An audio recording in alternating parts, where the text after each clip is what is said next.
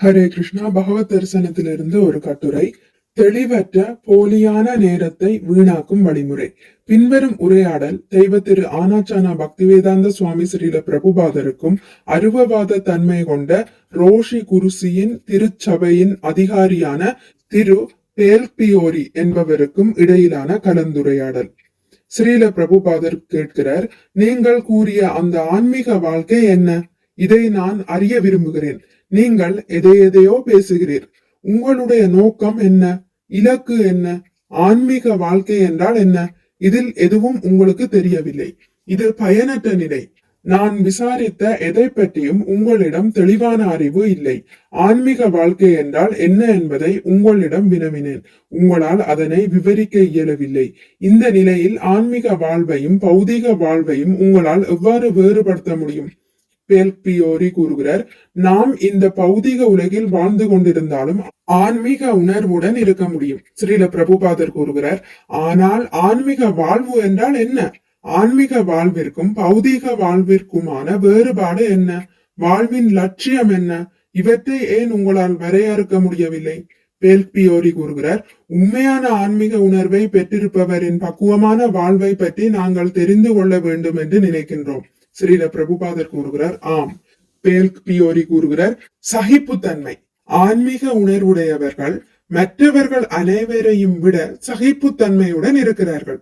ஸ்ரீல பிரபுபாதர் கூறுகிறார், சகிப்புத்தன்மை இது ஆன்மீக வாழ்வின் ஒரு பகுதி மட்டுமே. ஆனால் எனது கேள்வி, உங்களுடைய ஆன்மீக பாதையில் நீங்கள் பின்பற்றும் வழிமுறை என்ன? வழிமுறை என்று ஏதேனும் ஒன்று இருந்தாக வேண்டுமே. பேல்பியோரி கூறுகிறார், இயக்கத்தில் தீட்சை பெறும் போது உங்களுக்கு வழிமுறை வழங்கப்படும். அது சகிப்புத்தன்மையை அடைவதற்கான வழிமுறையாக இருக்கும். ஸ்ரீல பிரபுபாதர் கூறுகிறார், அது சரி. இருப்பினும் நான் இதில் இணைய விரும்புவதாக வைத்துக் கொள்வோம்.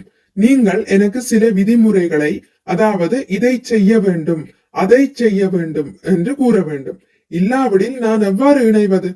பேல்பியோரி கூறுகிறார், அதில் பற்பல நுணுக்கங்கள் இருக்கின்றன. இருப்பினும் இறுதியில் அவை அனைத்தும் ஒன்றுதான். ஏனெனில் அவை ஒரே முடிவை நோக்கி வழிநடத்துகின்றன. ஸ்ரீல பிரபுபாதர் கேட்கிறார், அந்த நுணுக்கங்களை நீங்கள் ஏன் எங்களிடம் கூறக்கூடாது?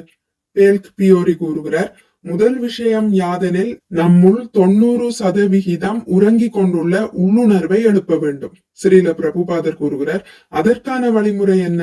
பேல்பியோரி கூறுகிறார், அதனை நான் இங்கு வெளிப்படுத்த விரும்பவில்லை. ஸ்ரீல பிரபுபாதர் கூறுகிறார், அப்படியெனில் நான் அதனை எவ்வாறு ஏற்க முடியும்? தெளிவற்ற விஷயத்திற்குள் என்னால் நுழைய முடியாது. பேல்பியோரி கூறுகிறார், எல்லா வழிமுறைகளும் தியானம், ஒருமுகப்படுத்துதல் போன்றவற்றுடன் இணைந்தே மேற்கொள்ளப்படும். இவை உங்களுடைய உணர்வை மீண்டும் எழச் செய்யும். ஸ்ரீல பிரபுபாதர் கேட்கிறார், தியானிக்கப்படும் விஷயம் என்ன? பேல்பியோரி கூறுகிறார், எண்ணற்ற பொருட்களை தியானிக்கலாம். ஸ்ரீல பிரபுபாதர் கேட்கிறார், அவற்றுள் ஒன்றை கூறுங்கள். பேல்பியோரி கூறுகிறார், உடலை தியானிக்கலாம். அது நித்தியமான தியானத்தில் 3வதாக வருகிறது. ஸ்ரீல பிரபுபாதர் கேட்கிறார், அப்படியெனில் முதலாவது என்ன? பேல்பியோரி கூறுகிறார், 3வதாக உள்ள இந்த தியானமே எங்களுக்கு அடிப்படையாக உள்ளது. எங்களுடைய எல்லா சீடர்களுக்கும் இது கற்றுத்தரப்படுகிறது.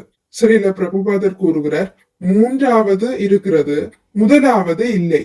அப்படித்தானே? பேல்பியோரி கூறுகிறார், கருத்து என்னவெனில், நீங்கள் 3வது பொருளில் தியானம் செய்து உங்களுடைய கால் விரல் நுனியில் தொடங்கி உடலின் உணர்வுகளை மேல் நோக்கி எழுப்புகிறீர். இது கேட்பதற்கு எளிதாக இருக்கலாம். ஆயினும் எங்களது மிகச்சிறந்த குருமார்கள் இதனை கற்பிக்கும் போதிலும் எவராலும் இதில் வெற்றி பெற முடியவில்லை. ஸ்ரீல பிரபுபாதர் கூறுகிறார், அப்படியெனில் உங்களுடைய அறிவு பக்குவமற்றது. இவை அனைத்தும் போலியானவை. உடலை தியானித்து எதை அடைய போகிறீர்கள்?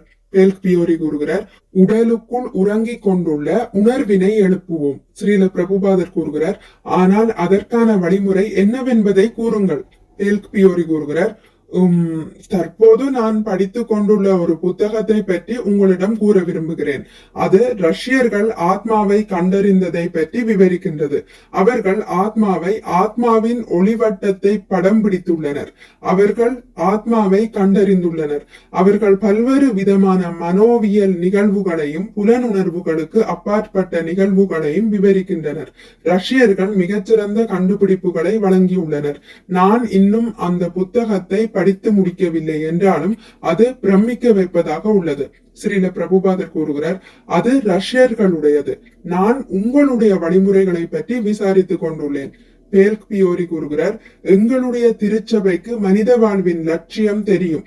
அதனை கிறிஸ்துவ உணர்வு நிலை அல்லது நிர்வாணம் என்று உங்களது விருப்பப்படி அழைக்கலாம்.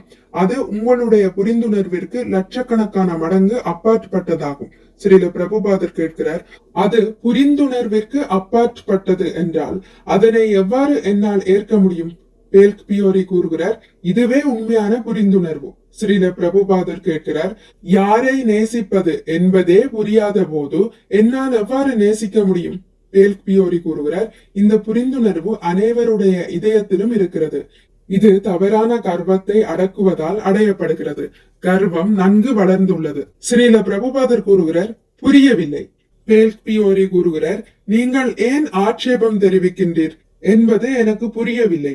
அன்பு என்பது அனைவரிடமும் இருக்கும் பகுதி. ஸ்ரீல பிரபுபாதர் கூறுகிறார், நான் ஆட்சேபம் தெரிவிப்பது ஏனெனில் நீங்கள் என்னிடம் அன்பு செலுத்துங்கள் என்று கூறுகிறீர். நானோ யாரிடம் அன்பு செலுத்துவது என்பதை அறிய விரும்புகிறேன். பேல்க் பியோரி கூறுகிறார், ஒரு மாயமான நபர் எல்லாவற்றையும் நேசிக்கிறார், எல்லாரையும் நேசிக்கிறார். ஸ்ரீல பிரபுபாதர் கூறுகிறார், நீங்கள் அனைவரையும் நேசிப்பதாக இருந்தால் மிருகங்களை கூட நேசிக்கிறீர்கள் என்பதே பொருள். உங்களுடைய சமுதாயம் மிருகங்களை கொல்வதை அனுமதிக்கிறதா? பேல்க் பியோரி கூறுகிறார், நீங்கள் இயக்கத்திற்கு வரும்போது உங்களிடம் எத்தகைய கட்டுப்பாடுகளும் தேவையில்லை. இருப்பினும் கொஞ்சம் கொஞ்சமாக அந்த நிலை அடையப்படுகிறது. அப்போது ஒரு குறிப்பிட்ட காலத்திற்கு எங்களுடைய சீடர்கள் போதை, மாமிசம் போன்றவற்றை கைவிட வேண்டும். இருப்பினும் நிரந்தரமாக கைவிட தேவையில்லை. ஸ்ரீல பிரபுபாதர் கேட்கிறார், கொஞ்சம் நாள் கழித்து அவர்கள் அவற்றை மீண்டும் ஏற்றுக்கொள்ளலாமா? பேல்க் பியோரி கூறுகிறார், ஆம், கொஞ்சம் நாள் கழித்து ஏற்றுக்கொள்ளலாம். ஸ்ரீல பிரபுபாதர் கூறுகிறார், அப்படியெனில் ஆரம்பத்தில் ஏன் நிறுத்த வேண்டும்? ஆரம்பத்தில் உங்களுடைய சீடர்களிடம் இவற்றை கைவிடுமாறு ஏன் கூறுகிறீர்கள்? பேல்க் பியோரி கூறுகிறார், எங்களது திருச்சபையில் நாங்கள் யாரையும் எதற்கும் கட்டாயப்படுத்துவதில்லை.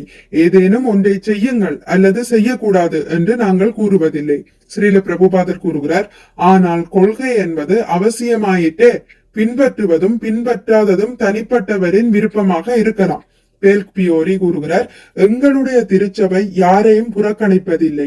ஸ்ரீல பிரபுபாதர் கூறுகிறார், அப்படியெனில் உங்களுடைய திருச்சபை மிருகவதையை அனுமதிக்கின்றதா? பேல்க் பியோரி கூறுகிறார், திருச்சபையில் அது போன்ற கட்டுப்பாடுகள் எதுவும் கிடையாது. ஸ்ரீல பிரபுபாதர் கூறுகிறார், அப்படியெனில் நாம் இத்துடன் முடித்துக் கொள்வோம். கேள்விக்கு அவசியமே இல்லை. இது நேரத்தை வீணாக்குவதாக உள்ளது. இது தெளிவற்ற போலியான நேரத்தை வீணாக்கும் வழிமுறை. இவ்வாறு ஸ்ரீல பிரபுபாதர் சொல்லி முடிக்கிறார். ஆகவே அங்கீகரிக்கப்பட்ட சீட பரம்பரையில் வரும் அறிவை நாங்கள் உயர்ந்த பக்தர்களிடமிருந்து தெரிந்து கொள்ள வேண்டும். அதை பின்பற்றவும் வேண்டும்.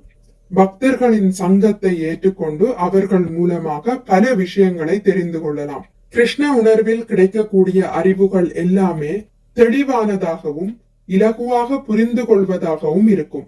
ஆகவே உயர்ந்த பக்தர்களிடம் இருந்து தெரிந்து கொண்டு ஆன்மீகமாக வாழ்வோமாக. கிருஷ்ண பக்தி செய்து உயர்ந்த நிலையான ஆனந்தத்தை பெறுவோமாக. மிக்க நன்றி. ஹரே கிருஷ்ணா. உங்களுக்கு இந்த வீடியோ பிடித்திருந்தால் லைக் பண்ணுங்கள், ஷேர் பண்ணுங்கள், சப்ஸ்கிரைப் பண்ணுங்கள். நோட்டிபிகேஷன் பெல்லை அழுத்துவதன் மூலம் அடுத்த பதிவுகள் உங்களை வந்தடையும். பகவான் ஸ்ரீ கிருஷ்ணரை பற்றி கேட்டு மகிழ்வோம். ஹரே கிருஷ்ணா.